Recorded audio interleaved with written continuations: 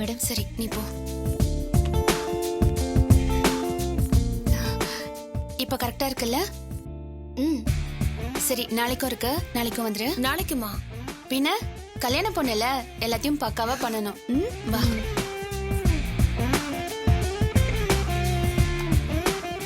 அக்கா. நித்யா, வா நித்யா.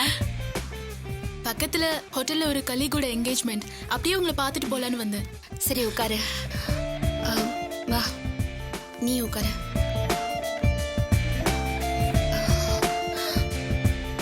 நித்யா, இது யார் தெரியுதா?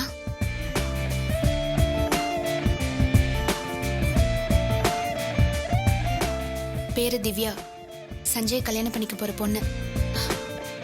ஓ, ஹலோ. ஹாய். இதான் சஞ்சயோட தங்கச்சி. பேரு நித்யா. ஓ, அப்படியா? நல்லா இருக்கீங்களா? நல்லா இருக்கேன். ரெண்டு பேரும் நாத்தனாரு. ஒருத்தர் நான் இன்ட்ரோடியூஸ் பண்ண வேண்டியிருக்கு. என்ன பண்றதுக்கா? லவ் பண்ணி கல்யாணம் பண்ண, அதனால வீட்ல பிரச்சனை. உங்களுக்கே தெரியுமே. எங்க வீட்லயும் இதே கதை தான். எங்க அக்கா லவ் மேரேஜ் பண்ணிக்கிட்டா. அதுக்காக என் கல்யாணத்துக்கு கூட அவளை கூப்பிட மாட்டேங்கிறாங்க. எப்படியாவது எங்க அக்காவை கூப்பிடணும் நானும் ட்ரை பண்ணிக்கிட்டே இருக்கேன். முடியதான் மாட்டேங்குது. நீங்களாவது பரவாயில்ல, உங்க அக்கா வேணும்னு நினைக்கிறீங்க. ஆனா எங்க அண்ணன் என்கிட்ட ஒரு வார்த்தை கூட சொல்லவே இல்லை.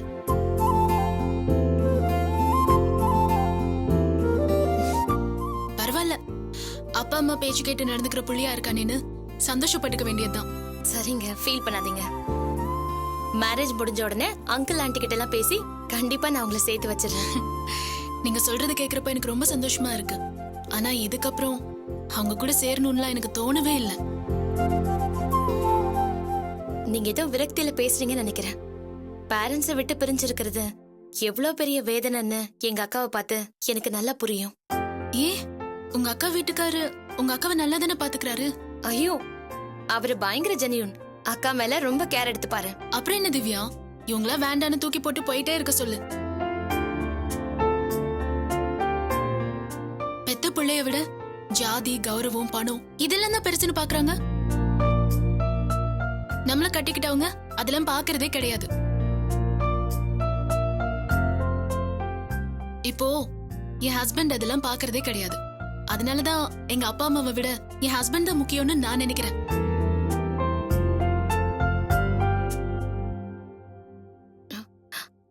இங்க பாருங்க, சஞ்சய் கூப்பிடலங்கிறதுக்காக கல்யாணத்துக்கு வராம இருந்துடாதீங்க. நான் கூப்பிடுறேன். கண்டிப்பா நீங்க வரணும். வரேன். இல்லையே, நீங்க ஏதோ கர்டசிக்காக சொல்ற மாதிரி இருக்கு. எனக்காக ப்ளீஸ் வாங்க. இல்ல திவ்யா, நாங்க வந்தா தேவையில்லாத ப்ராப்ளம்லாம் கிரியேட் ஆகும். நீங்க என் மேல அக்கறையா கூப்பிடுறீங்க, எனக்கு அதுவே போதும். நான் வரலன்னு தப்பா எடுத்துக்காதீங்க ப்ளீஸ்.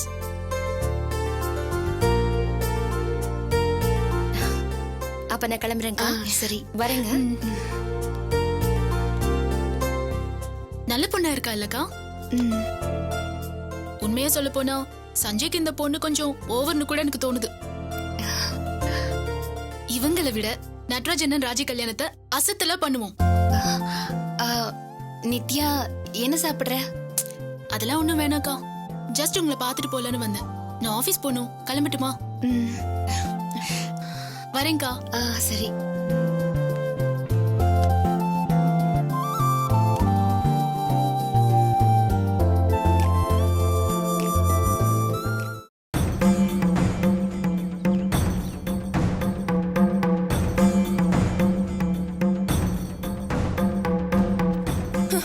அக்கா, என்னக்கா நினைச்சிட்டு இருக்கீங்க உங்க மனசுல?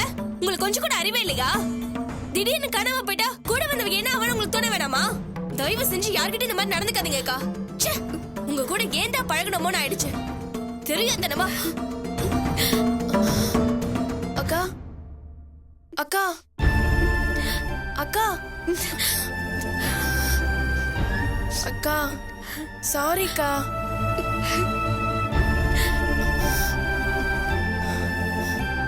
அக்கா, தெரியாம அவசரப்பட்டு பேசிட்டேன்க்கா. ப்ளீஸ்க்கா, சாரிக்கா.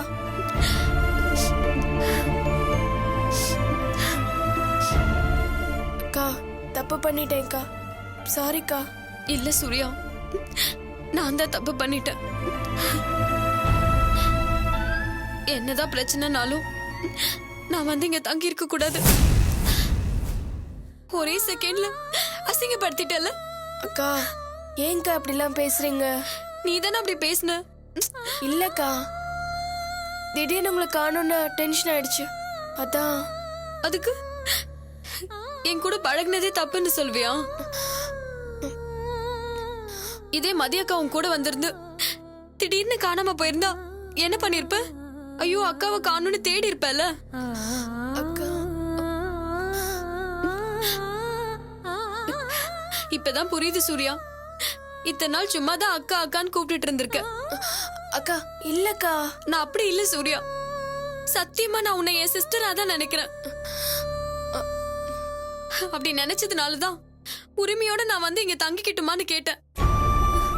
என்ன பார்த்து இந்த மாதிரி வார்த்தைலாம் சொல்லுவேன்னு சத்தியமா நான் நினைக்கல சூர்யா. அக்கா ப்ளீஸ்க்கா, நான் மதிய மாதிரி தான் உங்களும் நினைக்கிறேன். உங்களை காணணும்னே எனக்கு பயம் வந்துருச்சு, அதனாலதான் எனக்கு கோவம் வந்துச்சு. அக்கா என்னக்கா, என்ன ஆச்சு? விடு சூர்யா, நான்லாம் இந்த உலகத்துல பிறந்திருக்கவே கூடாது. அக்கா இங்க பாருங்க அக்கா, முதல்ல என்ன பிரச்சனைன்னு சொல்லுங்க. இங்க பார் சூர்யா, இது வரைக்கும் நான் யார்கிட்டயும் சொல்லாத ஒரு உண்மைய உன்கிட்ட சொல்ல போறேன். என் பேரண்ட்ஸ் ஒரு மாதிரி தான். என் அப்பா அவங்களுக்கு பிடிச்ச ஒருத்தவங்களை கல்யாணம் பண்ணிட்டு போயிட்டாரு. என் அம்மா அவங்களுக்கு பிடிச்ச ஒருத்தரோட சேர்ந்து வாழ்ந்துட்டு இருக்காங்க. ரெண்டு பேருக்குமே அவங்க சந்தோஷம் தான் முக்கியம். என்னை பத்தி கொஞ்சம் கூட கவலைப்படல. எங்க அம்மா தான் எனக்கு அப்பப்ப பணம் கொடுத்துட்டு இருந்தாங்க. ரெண்டாவது புருஷன் என்ன சொன்னாரோ தெரியல, திடீர்னு அவங்களும் பணம் கொடுக்கறத நிறுத்திட்டாங்க. நான் என்ன பண்ண முடியும் சூர்யா? ஹாஸ்டல் ஃபீஸ் கட்டணும். அதான் பக்கத்து ரூம்மேட் கிட்ட கடன் வாங்கினேன், 10,000 ரூபாய். சொன்ன டைம்க்கு என்னால திருப்பி கொடுக்க முடியல. வேற வழி இல்லாம எங்க அப்பாக்கு நான் ஃபோன் பண்ணேன். இன்னும் ஒரு வாரத்துல பணம் தரேன்னு சொன்னாரு. ஆனா இவன் என்ன விடவே மாட்டேங்கிறான். நான் ஹாஸ்டல்ல விட்டு வந்துட்டேன்ல, போனை போட்டு டார்ச்சர் பண்றா. என்ன பாக்குற இடத்துல வச்சு அசிங்கப்படுத்திடுவேன்னு சொல்றா. அதான் அவளை பார்த்ததுமே அவளுக்கு தெரியாம தப்பிச்சு வந்துட்டேன். நாளைக்கு பேக்கரி சென்டருக்கு வரேன்னு சொல்லிருக்கா. அதான் எனக்கு பயமா இருக்கு.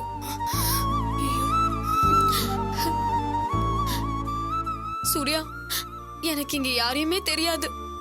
நீதான் இதுல எப்படியாவது எனக்கு உதவி பண்ணணும். அக்கா 10,000 ரூபான்னு சொல்றீங்க? சான்ஸே இல்லக்கா. நான்லாம் 100 ரூபா கூட கையில வச்சிருக்க மாட்டேன். உன்கிட்ட இருக்காதுதான். வேற என்ன பண்ணலாம்? ஏன் சூர்யா, மதியக்கா கிட்ட கொஞ்சம் கேட்டு பாரு. மதி கிட்டயா? இப்பதான் பியூட்டி பார்லர் ஓபன் பண்ணிருக்காங்க. 10,000 ரூபாய் கூடவா இல்லாம இருப்பாங்க? நான் ஒரு வாரத்துல திருப்பி கொடுத்துடுறேன். ஏன் சூர்யா, தெரியாதவங்களுக்கு எப்படி கடன் கொடுப்பாங்கன்னு யோசிக்கிறியா? ஐயோ அக்கா, என்னக்கா நீங்க? பின்ன என்ன நம்பி எப்படி ரிஸ்க் எடுக்கிறதுன்னு யோசிக்கிறியா? இல்லக்கா. வேற என்னதான் பிரச்சனை சூர்யா? இதுவே உனக்கு பணம் தேவைப்பட்டு என்னால வாங்கி தர முடியும்ன்ற சோர்ஸ் இருந்தா இப்படி நான் உன்னை கெஞ்ச விட்டுருப்பேனா?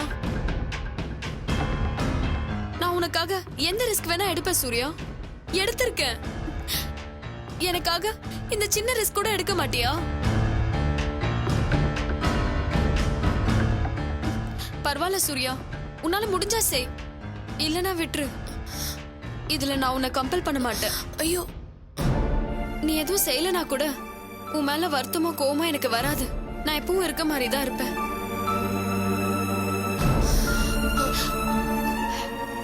சரிக்கா, நான் மதி கிட்ட கேட்டு வாங்கி தரேன். ஆனா சொன்ன டைம்க்கு திருப்பி கொடுத்துடணும். இல்ல சூர்யா, எனக்கு வேணாம். ஏங்கா? இல்ல, நம்பிக்கை இல்லாம எதுக்கு? அப்படி இல்லக்கா, இதனால நமக்குள்ள இந்த பிரச்சனை வந்துடக்கூடாதுல்ல.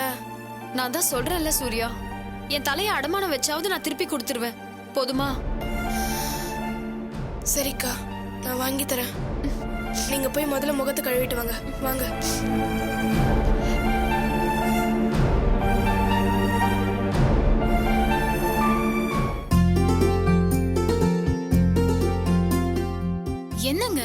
குளிச்சிட்டு இன்னும் நைட் ஷிஃப்ட்க்கு கிளம்பாம இருக்கீங்க?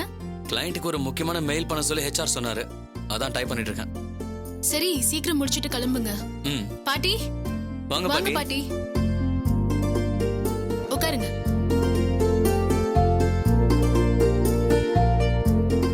என்ன பாட்டி, கல்யாண பிஸியெல்லாம் விட்டுட்டு இந்த பக்கம் காத்தடிக்குது?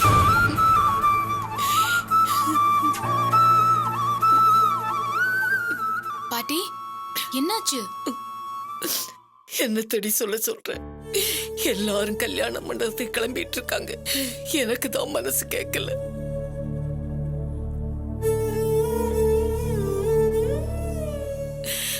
அதான் கோயிலுக்கு போறேன்னு சொல்லிட்டு உங்களை பாக்குறதுக்காக இங்க வந்துட்டேன். இப்ப எதுக்கு தேவையில்லாம அழுதுட்டு இருக்கீங்க? பேரன் கல்யாணம் நல்லபடியா நடக்க போகுது.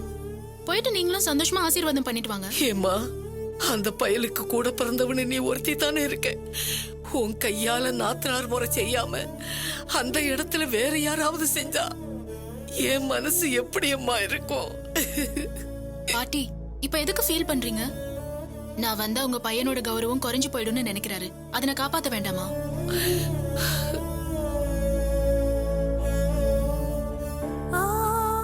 அவங்க என்ன கல்யாணத்துக்கு கூப்பிடலன்னு எனக்கு எந்த வருத்தமும் இல்ல.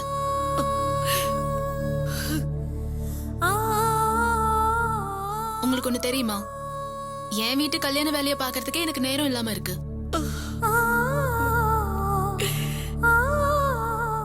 பாட்டி, ராஜி நட்ராஜன் கல்யாணத்தை இதை விட கிராண்டா பண்ணணும்.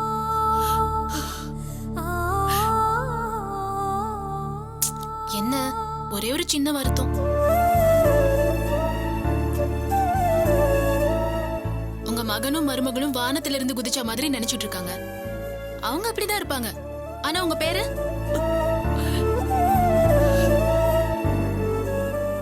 அவனாவது எனக்கு ஒரு போன் பண்ணி இந்த மாதிரி நித்யா எனக்கு கல்யாணம், நீ வரது அம்மா அப்பாவுக்கு பிடிக்கல, இருந்தாலும் நான் உனக்கு சொல்றேன் அப்படின்னு ஒரு வார்த்தை சொல்லிருக்கலாம்ல.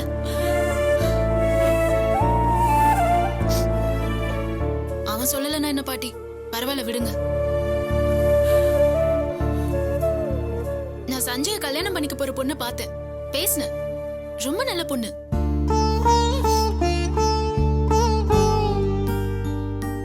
எங்களால கல்யாணத்துக்கு வர முடியாது, இருந்தாலும் அவங்க நல்லா இருக்கணும் பாட்டி. அதுதான் என்னோட ஆசை.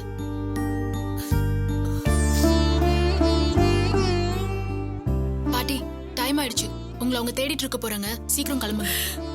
உண்மையாவே உனக்கு வருத்தம் இல்லையாம்மா? பாட்டி இதுல வருத்தப்படுறதுக்கு என்ன இருக்கு? எனக்கு அந்த மாதிரி எதுவும் இல்ல. தேவையில்லாம மனசு போட்டு குழப்பிக்காதீங்க. சஞ்சய் கல்யாணம் நல்லபடியா நடக்கட்டும். நான் கூட என்னமோன்னு நினைச்சேன். இந்த சின்ன வயசுல இவ்வளவு பக்குவமா இருக்கேம்மா. அது ஒன்னே போதம்மா.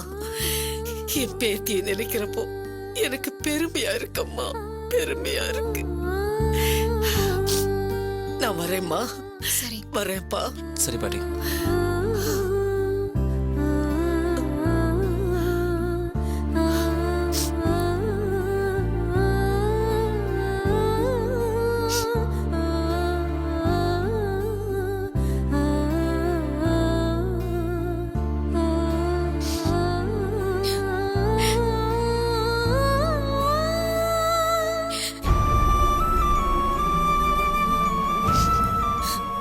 என்ன நித்யா? நான் அப்படி என்னங்க தப்பு பண்ணிட்டேன்? இப்படி என்ன மொத்தமா வேண்டான்னு ஒதுக்கி வச்சுட்டாங்க. சஞ்சய் என் கூட பிறந்தவங்க. நான் எல்லாமே இதெல்லாம் பண்ணலான்னு அவனுக்கு எப்படி தோணுச்சு?